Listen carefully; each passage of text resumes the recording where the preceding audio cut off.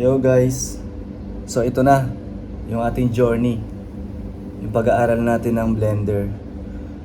So as a graphic designer, malaking bagay ito kasi additional asset to para sa akin. So mas marami ako magagawa. Makakagawa ako ng mga 3D animation gamit tong Blender na ito. So yun, samahan nyo ako. Tingnan natin kung saan ako makakarating.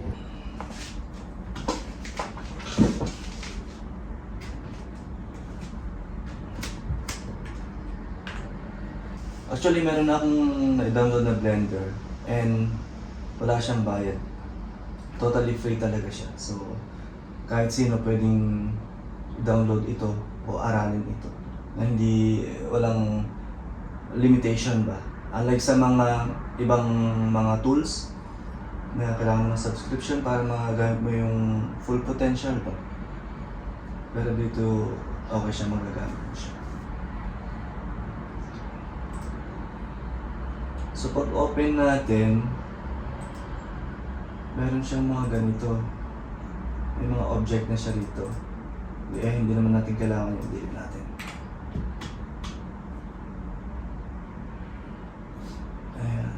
So ngayon, siguro ang gawa lang tayo ng ng parang simple na exhibition stand. Tingnan natin kung magagawa ko rito kasi hindi pa ako nakakagawa rito ng mga exhibition stand. Unlike sa 3ds Max, doon ako madalas gumagawa tsaka sa SketchUp. So dito, subukan natin. Gawa tayo na muna ng cube or box. Shift A. Mesh, gawa tayo ng mesh. Cube, yan. Gawa tayo ng cube.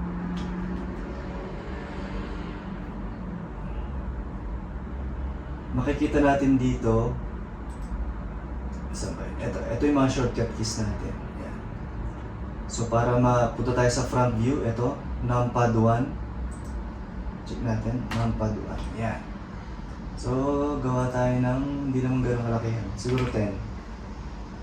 10 and then, this one, 10 also. Ito, itong height niya, gawin natin siguro 0.5 lang. 0.5. Yan. And then, center natin. Pindutin natin yung ito. Ayan, sabi niya rito, G, grab, move object. So, pindutin natin yung G. Then, pindutin natin yung Z para up and down lang siya gumalaw. Yan, parang ganyan na siya. Hindi siya pupunta sa kung saan. Okay, yan. I think masyado pa siyang makakapal. So, gawin natin siyang, let's say, 0.2. Okay po. Okay na siya. So, ganoon ulit. Select natin to and then G. Pindutin natin yung Z. Yan. Yan. So, meron na tayong base. Ngayon naman, gagawa tayo ng poste. Pwede rin na i-copy natin to. I-copy natin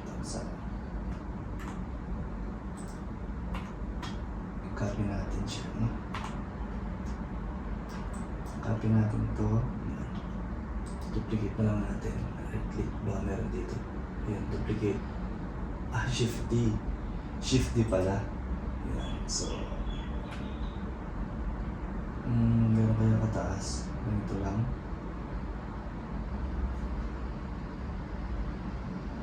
Ayan, okay na siguro yan. Yung kataas. Tapos lagyan natin siya ng meron na tayong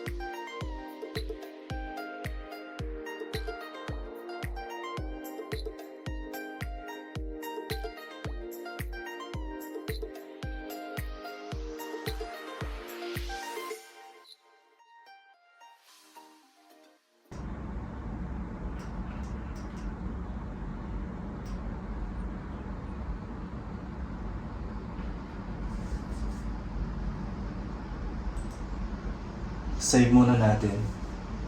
Ito, Blender.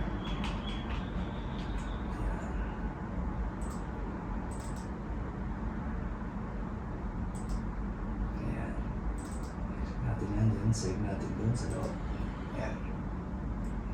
So ayan. Nakasave na. Just in case may mangyari hindi maganda, at least nakasave na yung ginawa natin. So hanggang dito na lang muna guys. Actually, hindi ko pa talaga kasi siya kayang ituloy. So yun lang muna sa ngayon. Bye!